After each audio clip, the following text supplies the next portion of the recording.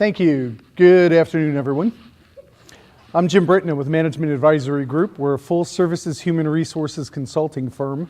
We deal exclusively in the public sector, which means we work with government agencies that have human resources departments. We are rapidly approaching our 1,000th study of the same type that we're about to undertake for the county and with the health district. Here in the state of Texas, we've done well over 150 of the same types of projects. In most recent memory, a couple of weeks ago, we just kicked off a study for Stephenville, Texas, a small town a couple hours outside of Dallas. We just wrapped up a study for the city of El Paso. We've done some border towns between El Paso and Brownsville, and in Brownsville, in the span of 2 years, we did 4 different studies. We did the city of Brownsville, we did their county, Cameron County, we did the Public Utilities Board, and we did their shipping port. So for a period of time there, I was making so many flights back and forth and became known as Mr. Brownsville in the office. So we feel that we have our finger on the pulse of Texas. We're happy to be working here with your health district. And with that, let's proceed. This presentation, before you leave today, we want to make sure you understand what it is that the health district hopes to accomplish as a result of undertaking this study. We'll also examine your role and the critical importance of your participation in this process in order for the study to be a success. We'll take a look at the role of the supervisors by first identifying who it is we're talking about when we say supervisor, and then looking at what we're going to ask them to do. We'll take an in-depth look at the job analysis questionnaire, the tool that we're asking you to work with, and then we'll wrap up with the next steps. Now, I don't have question and answer session listed up there because I don't believe in them. What I like to do is stop periodically to ask if there are any questions. That way you don't have to remember that until the end of the presentation. Fair enough? So with that in mind, your health district seeks to conduct a comprehensive classification and compensation study for approximately 300 health district positions. Now, we're also working simultaneously with the county government as well. That's why that information is presented for you there. But we are, in this, we're primarily interested in what the health district is doing. Now, we understand that this slide is loaded with a lot of human resources lingo and jargon, so we're going to explain this in a little greater detail over the next couple of minutes. In the most simplistic terms, your leadership here at the health district wants to make sure that folks are getting paid fairly. Now, in order to make sure folks are getting paid fairly, we're going to open 2 lines of investigation, or we're going to look at 2 different sets of issues. The first set of issues we're going to look at are called internal equity issues.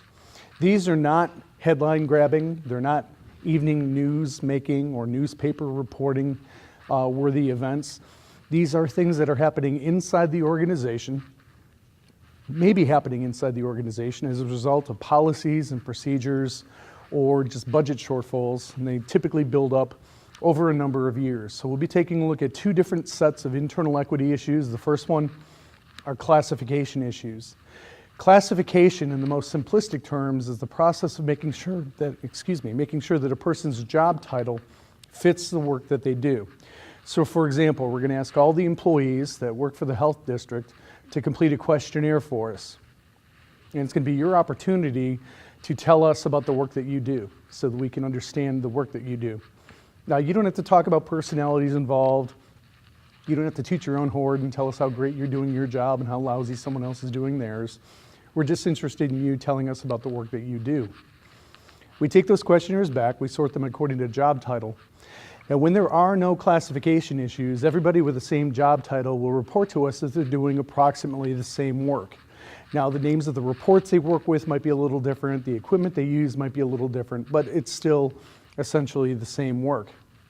When there are classification issues, most of the people with that job title will tell us that they're doing that work, but there may be a few stragglers out over here doing something completely different. They're doing a new job now and the job title hasn't changed, or they used to be doing that and now they're supervising those people, or whatever the instance is. Those other people, those stragglers, deserve to have job titles that describe the work that they do. So when we see evidence of that, we'll make recommendations for new job titles for those folks. The second big internal equity issue has to do with something we call wage compression. Wage compression occurs in the public sector primarily after a period of economic downturn. So for example, after the last recession, a lot of our contracts, a lot of our clients were dealing with wage compression issues. Let me give you an example. One of our clients, for a period of 6 years, they were unable to give raises. Their economy was just tanked because of the recession. So for 6 years, there were no raises. If you were hired 6 years before the study, you were making on the first day of the study what you made on day one, 6 years ago. Well, the economy in that area did turn around and tax revenues did start to roll in. And when tax revenues are going up, citizens want faster response times and new services. They're tired of waiting 6, 7, 8 weeks for the pothole on their street to get filled. So they put pressure on the client to hire new employees. And the client did hire new folks. And then they discovered the problem of wage compression. They had people working there for 10 minutes, making as much as people who had been there for 6 years. Okay? No one thinks that's fair. And that's one of the reasons why the client wanted this type of study done, was to help them fix that issue. So if we see evidence of wage compression, we can also make recommendations on how to clear that up as well. But again, those aren't the big ticket items. Those are not the things that are on most employees' minds when they hear there's going to be a compensation study done. Most employees are more concerned about making sure that their benefits and their salary are comparable to what others in the area are making doing the same work. So we're going to look at that too. We're going to do a salary survey study and a benefits survey study. And while I can't get into specifics as to who's going to be in the survey, because in doing so, that would just open up a conversation that would take all afternoon, I want to give you an overview of how we choose folks or choose agencies to be in the survey. We essentially look for competitors and peers. Now, competitors are going to be your neighboring health district areas, but they're also, because you have jobs here that are not just health district related. You have folks in your office support staff, you have folks in the back office doing purchasing and budgeting and finance and IT and HR and communications and all those administrative type jobs. You have building maintenance folks, you have grounds maintenance folks. All of those jobs are in demand at far more places than just health-related industries. They're in demand at the school district. So you're competing with the school district. You're even competing with the county for those types of jobs. You're competing with the universities. You're competing with the cities, both inside this county, neighboring counties, neighboring cities, that 900-pound gorilla up the road, Houston. All of those places, as well as private enterprise. Private companies of any notable size requires those types of folks and those types of jobs as well. So we need to include those types of places in the survey, in addition to health-related companies and other health districts. So those are competition that the district is competing with. When you have a new job opening, you do need to be competitive in terms of salary and benefits in order to recruit the best and the brightest to come and work here. If you're not meeting market expectations in terms of salary and benefits, you are going to have a hard time recruiting the best and the brightest. You'll find a warm body eventually, but the best candidates will follow the money. Additionally, if you're not competitive, you're going to have a hard time keeping excellent employees here. Once an employee realizes that they could make $1,000 more or $2,000 more and give up a half hour to an hour commute, it takes a lot to keep them here. So the health district wants to be competitive in terms of salary and benefits. So what we'll do, we'll take that survey data back and we'll create a new pay plan or a series of pay plans based on the information that we get from the market. And that new survey information, that new pay plans will of course guarantee competitiveness in terms of salary. We'll also take a look at benefits and make recommendations on how to change the benefits so that they remain competitive as well. So we'll identify potential market adjustments to both salary and benefits so that the health district can remain competitive. In doing so, all of those recommendations come together into what we call an implementation plan. An implementation plan is kind of like a roadmap.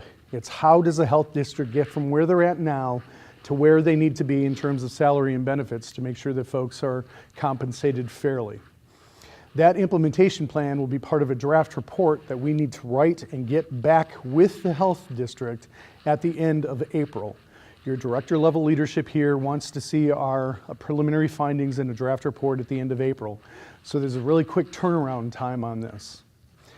They will make any recommendations that they have to add to that report. We'll take those under advisement. We'll polish that report up. And in August, just in time for the new budget year and budget deliberations, we'll be back to present to your board our recommendations. When we present to your board, that will be in a public meeting, okay, of course. And as it is in a public meeting, those will be public documents. So that's when you'll see our recommendations, that's when you'll see the fruit of the labors. So that's the purpose of the study. Let's talk about why we're not here. We're not here to do a staffing study. We're not here to go into the different departments, look at the work that's being done and make recommendations as to how many people are needed to do that work, okay? Nor are we here to do an organization study. We're not here to say that if you combine this office with that department, you can increase cost or decrease costs by such and such percent and increase efficiencies by other percentages. That's not what we're here for either. Nor are we here to evaluate individual employees. We need you to tell us about the work that you do, but we're not here to cast judgment on how well we think you're doing your job. We will be taking a look at the performance appraisal system overall and making recommendations on how to make it more effective, but we're not going to look at individual performance. Now, my company does all three kinds of those work. We'd be happy to sign another contract or two when it's warmer outside. Seems like everywhere I go this winter, I'm bringing the cold weather with me. But we'd be happy to do that. But nobody at the health district nor at the county are even whispering about those kinds of studies, so that'll be off the table. Next, I have to throw out the wet blanket statement. We can't guarantee salary increases. There's a couple of different reasons for this. First and foremost, at this stage of the study, we're just kicking this off publicly. This is day 2 of the orientations. We don't understand, we haven't done the surveys yet, so we don't understand the relationship between your health district and the rest of the market. Okay? We don't understand whether you're behind the market, if you're on par with what everyone else is offering, or if you're ahead of the market. Secondly, even if we find that you're behind the market and we create new pay plans to bring you up to market, all of those are going to have a budget impact. All of our recommendations will have a budget impact. And of course, your budget has to be approved by your board, okay? Now, that's going to be well out from now, 8-9 months from now. If I could predict how politicians are going to vote 8 or 9 months from now, I'm in the wrong business. Those folks get paid a lot more than I do in human resources. So we can't guarantee salary increases. I can tell you this. We've done almost 1,000 of these studies. There's been about 350,000 people that have been part of those studies, and not once have we ever made a recommendation that anyone take a pay cut.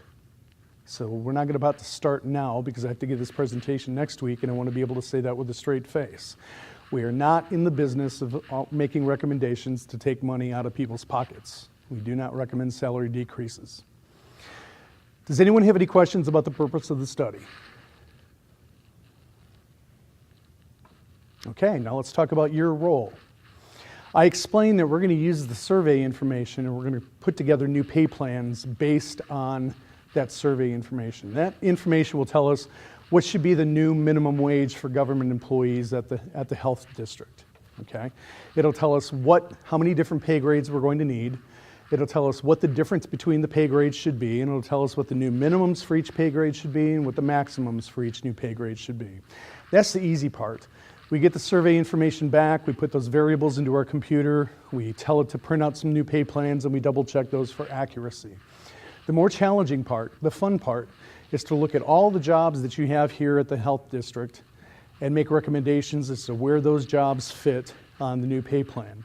This job should be a pay grade 107, this job should be a pay grade 113, and so on and so forth. Now, what makes it challenging is people would like to think that job titles actually have meaning, that a job title and the work that a person does with that job title in one location is the same thing as they do anywhere else with that job title. But I can tell you it's been my experience in all the years that I've been working in this job, that's not the case. What you do with a job title here in Galveston County in your health district could be a little different than what they do in the neighboring district or across the state or across the region, or it could be completely different than what they do anyplace else. And before we start making recommendations as to where job titles fit on that new pay plan, we should understand the work that's being done here. Makes sense, right? If we want to get this right, we have to understand the work that's being done here. Now, if we want to understand the work that's being done here, who should we talk to? Don't be shy.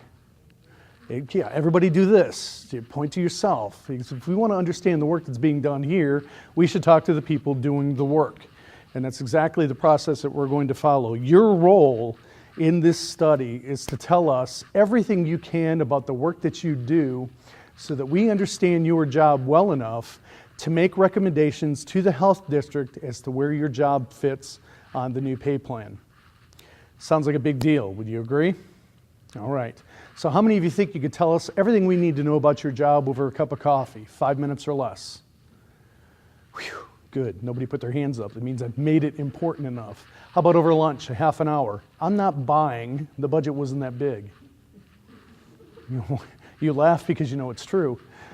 You want more time than that? That's fair. Most people tell us that they would like an hour to an hour and a half of our undivided attention to sit down with us and tell us everything they can about their job so that we understand it well enough to make recommendations to the health district about where that job should be placed on the new pay plan.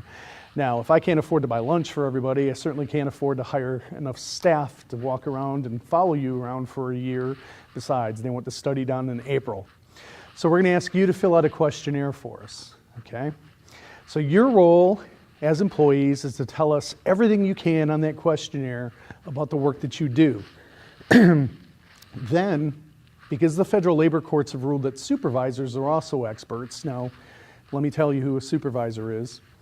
In the interest of time, in order to avoid saying the people who do your performance reviews 17 times in the presentation, we call them supervisors. So the people who do your annual performance review, the courts have said, while they may not be able to do your job or even want to do your job, they're casting a judgment on how well they think you're doing it. So we need to hear from them as well. So this is how it's going to work. We want you as employees to fill out a questionnaire for us and tell us everything you can about the work that you do. Then your supervisor is going to review that questionnaire. And 99.999, most of the time, employees do such a great job telling us about the work that they do. The only thing left for the supervisor to do is click I agree. But sometimes supervisors have to leave comments and give us additional information about the job. Think about the new employee. They've been on the job for 3 weeks, so they know about that much about the job, whereas the job is that big. So in order for us to understand the whole job, the supervisor has to fill the information in for us. So the supervisor can leave comments on the questionnaire, but they can't change any of the information that you give us, nor can they delete any of the information that you give us. And we'll talk more about why supervisors may leave comments as we're looking at the different pages in the questionnaire. So we understand that we consider ourselves lucky to get you in your seat now for an hour to listen to this presentation. To ask you to sit down for another hour to an hour and a half to answer a questionnaire, we would consider to be unreasonable. So our questionnaire, the job analysis questionnaire, is designed to be done in small chunks of time. You can answer 2 or 3 questions today. You can answer 2 or 3 questions tomorrow. You might decide to blow it off on Friday because it's Friday.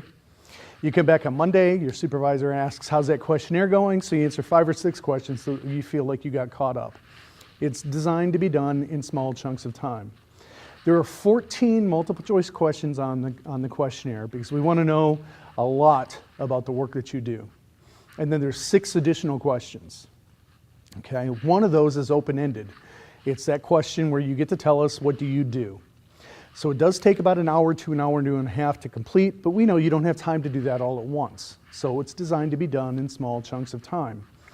We are looking for 100% participation. We want everyone who works for the health district to have the opportunity to work on a questionnaire. There's a couple of different forms that you could do this in. First, if you are a member of a group of people, you have the same job title, you do the same work, and you report to the same supervisor, you could sit down as a team and complete the questionnaire together. If you sit down as a team and do the questionnaire together, then somebody in the team logs in, all the data goes in, and then everyone who was on that team, their name goes on the last page along with their employee ID number so that we know who participated in that questionnaire. On the other end of the spectrum, if you're the only person in the health district with your job title, it's critically important for you to fill out a questionnaire because if you don't, the only thing we have to judge your job on is the existing job description, and that may be out of date. Who knows when the last time that was looked at. So make sure if you're the only person in the health district with your job title that you fill out the questionnaire for us so that we have both the job description and your expert information. So far, so good? All right, we're going to change gears and talk about how to complete the questionnaire. We want you to visit our webpage, www.maginc.org. And remember, this PowerPoint's going to be given to you, this recording's going to go live, and there'll be some supporting documents for you, and you have a printed copy. There's printed copies of the presentation over there, so you have a copy of the address. Visit our website. We want you to use, for best results, Internet Explorer, okay? If you're an Apple user of any product, iPad, iPhone, iMac, then don't use their built-in browser. You can use Chrome or Firefox, but for best results, we recommend Internet Explorer. When you get to our website, click on the JAQ button in the bottom left corner. Don't click on Salary Survey.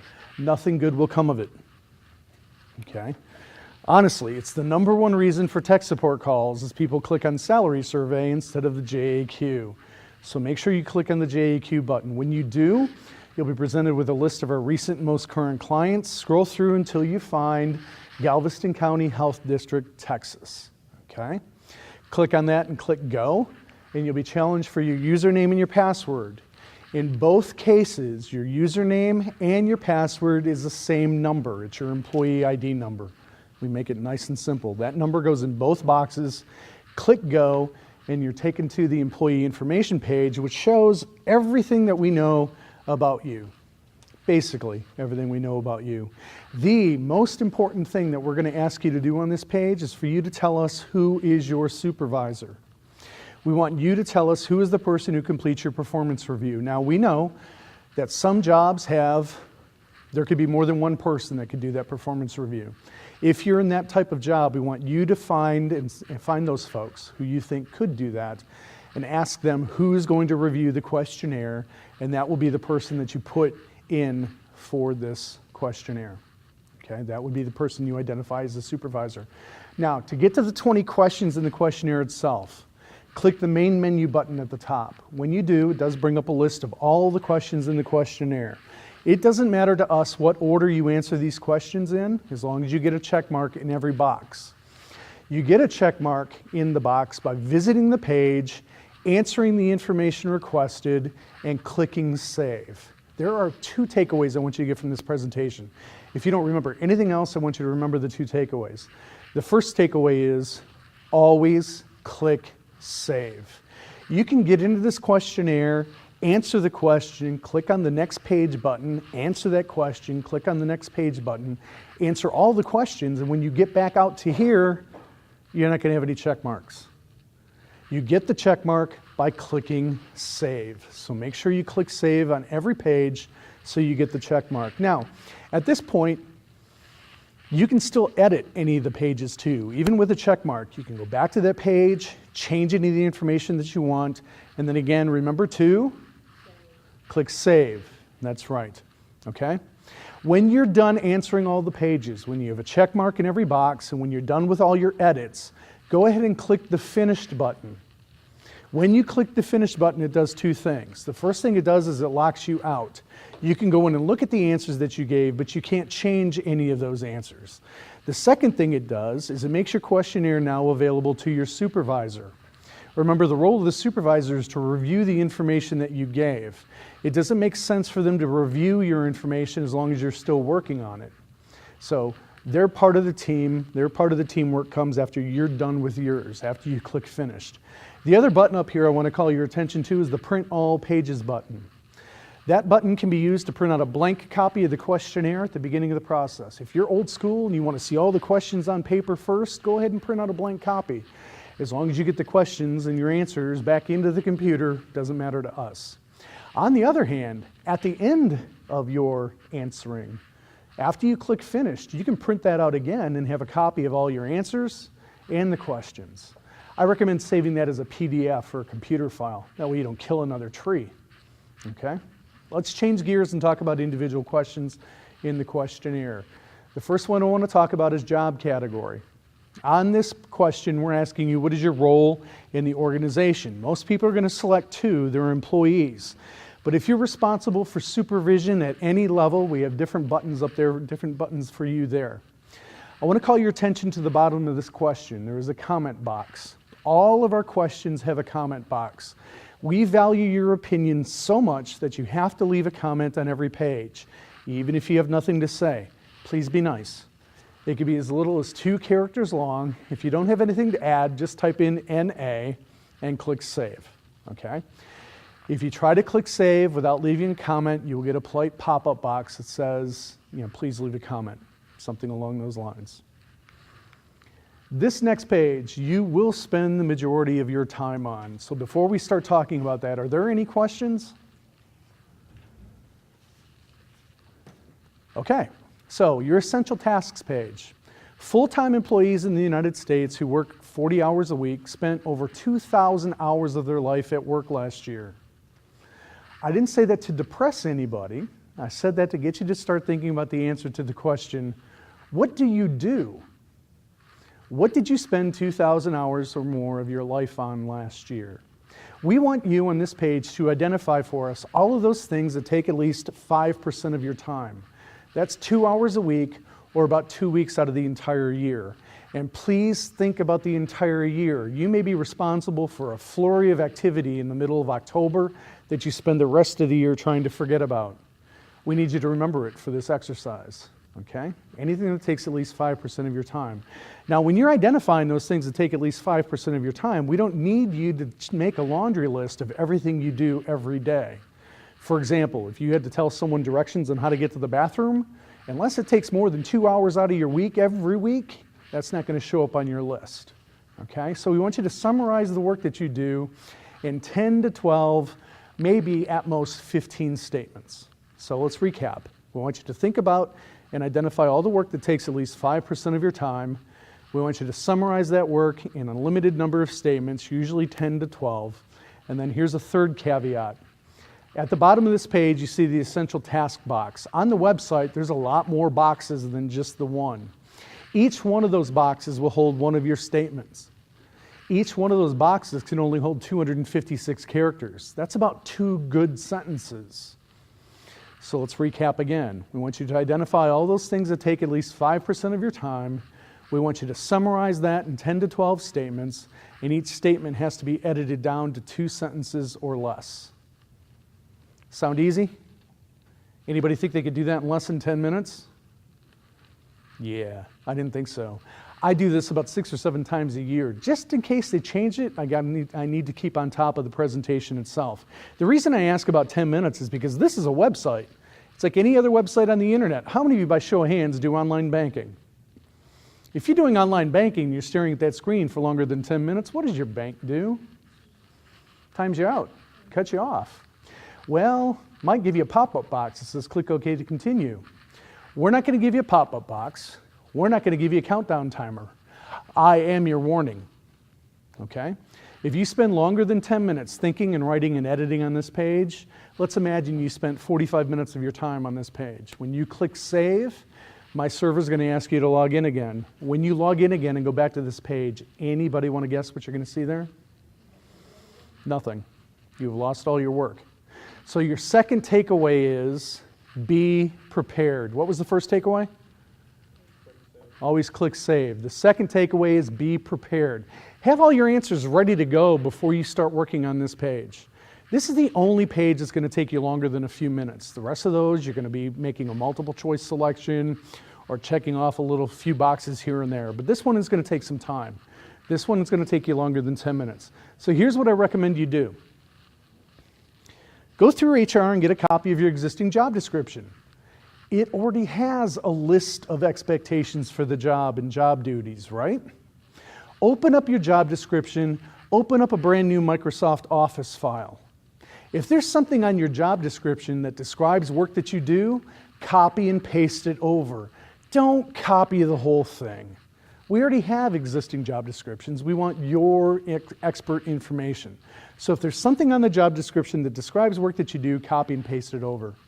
If there's something on your job description that you haven't done in over a year, you don't know if you'll ever do it again, Don't tell us about it. We don't need to know.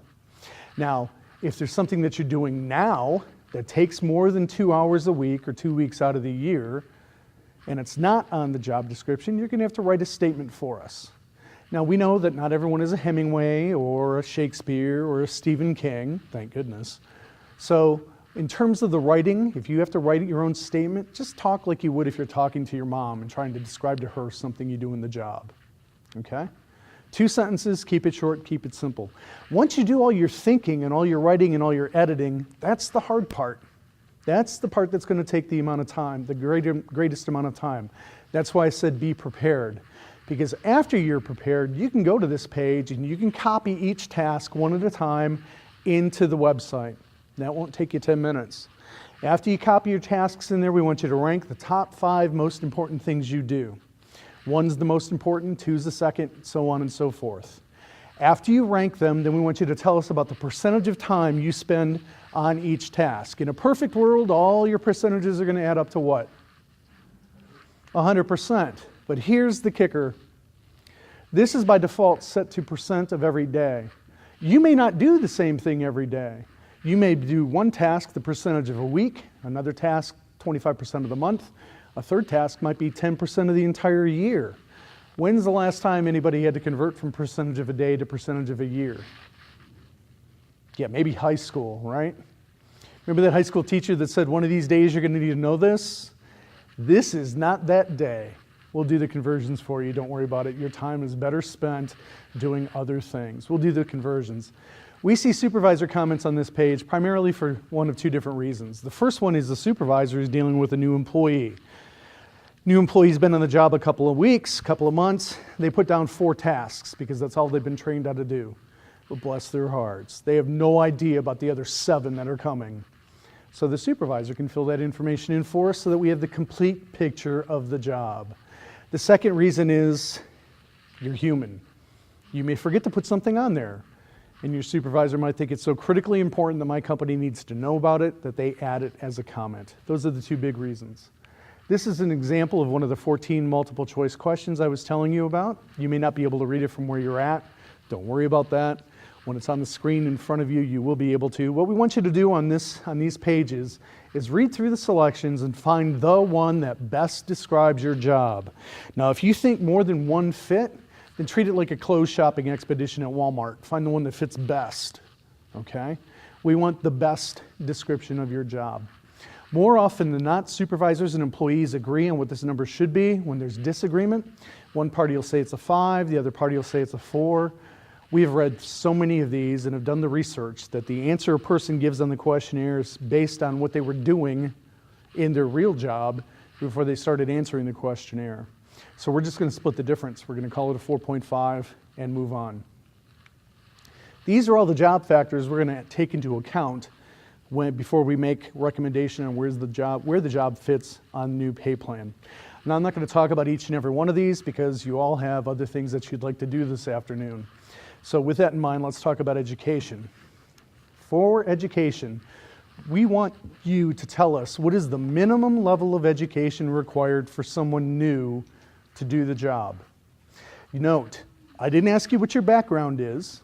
Some of us are in our 2nd or 3rd career, and our original education choice doesn't have much bearing on what we're doing now. So tell us what the minimum level of education is for someone new to do the job. I also didn't ask you what the job description said.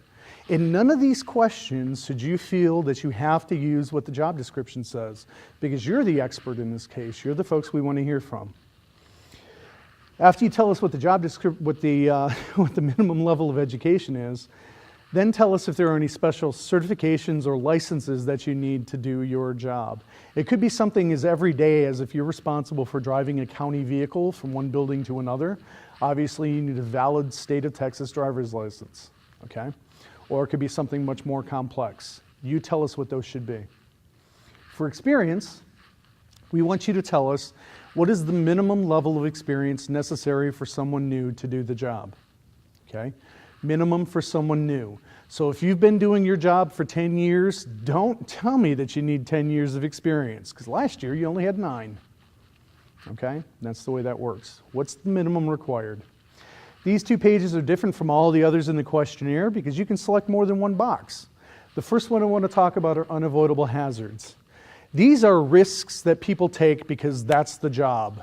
The job has risks. For example, one of the risks here is electrical shock. Electricians face that risk every day. If electricians didn't have to face the risk of electrical shock, there'd be no need for electricians. So the job has to be part of the risk. Now, those of us who work in office conditions, it doesn't matter if our office is always too hot in the summer. It doesn't matter if our office is too cold in the winter. And honestly, there could be 6 inches of black mold growing over every surface in the office. The risks are still none. Because you could do that job on a chair in the hallway. You could do the same job in a different office. Those risks are associated with that nasty workplace, but it's not the job itself, okay? That's the distinction we want you to make there. For the sensory requirements, this has to do with the Americans with Disabilities Act. We want you to tell us what are the physical senses a person has to have without an assistive device and without reasonable accommodation. So for example, if you can do your job wearing eyeglasses, this is an assistive device. You're not going to check vision. By checking any of these boxes, you're basically telling us that a person has to be able to do this perfectly without help. If you check a box, give us a specific reason why. Because remember, we're counting on you as the experts. This information can be used by human resources to update job descriptions and to write future help wanted ads. And if a requirement goes out in the future, and it's based on your recommendation, then when phone calls start coming in, HR is going to need your information in order to defend that requirement. So far, so good? Any questions? Okay, let's talk about reminders. We want you to visit our website, www.maginc.org. Don't use a shortcut. And then the 2 takeaways. What was the first takeaway? Always click save. Second takeaway is not up there, so it's a mental acuity test. What was the second takeaway? Be prepared. Excellent. Okay? Have all your task statements ready to go before you start working on that page. It'll make your life so much easier. There's also instructions on how to print the JAQ up there. I'm not going to spend a lot of time going over that. You have a printout in front of you. I was going to say by the time most of us got back to our offices, we wouldn't remember what was said here anyway. But you have the printout of the questionnaire, so that's a bonus for you. So some reminders, or the next steps. Where do we go from here? You have until March 1st to complete the questionnaire. That's about 13 business days away. So today and 12 business days after this. So if you can answer 2 questions a day, you'll have no time knocking this out. Now, I'm not saying only answer 2 questions a day. If you can answer this sooner rather than later while it's still fresh on your mind, that's the better thing to do. Don't procrastinate. We're going to give supervisors an additional week until March 8th to do the reviews. There's a whole sheet on how to do supervisor reviews that are going to be out there, so I'm not going to spend a lot of time talking about this, but I have 2 points to make. One, if you're a supervisor, you don't have to wait for everyone else to finish their questionnaires, do their reviews before you finish yours. You can finish your questionnaire and still do reviews. 2, supervisors only see the questionnaires for people that are directly reporting to them, okay? So the CEO of this organization won't see the questionnaires for everybody in the organization, only for the direct reports. Make sense? These deadlines are set in stone. There will be no wiggle room, no extensions granted, because we have from March 8th to the end of March to read all of the 300 or so questionnaires we're going to get back from the district, the health district, as well as from the county, and then conduct that survey while that's going on as well. We're going to read those questionnaires to make sure that everyone's properly classified and to make sure that we understand the work that's being done. Then we have to write our recommendations. That takes a couple of weeks in itself. So we need to be back here at the end of April. They want to see our findings, and then we'll be back in August with our final report in a public meeting with public documents, so that's where you get to see our recommendations. Any questions? Well, you're all extremely busy people, so the fact that you took about 45 minutes out of your life to listen to this presentation leaves me humbled The fact that you chuckled at some of my lame jokes leaves me grateful and thankful. I hope you have a great afternoon. I look forward to reading your questionnaires. Thank you so much.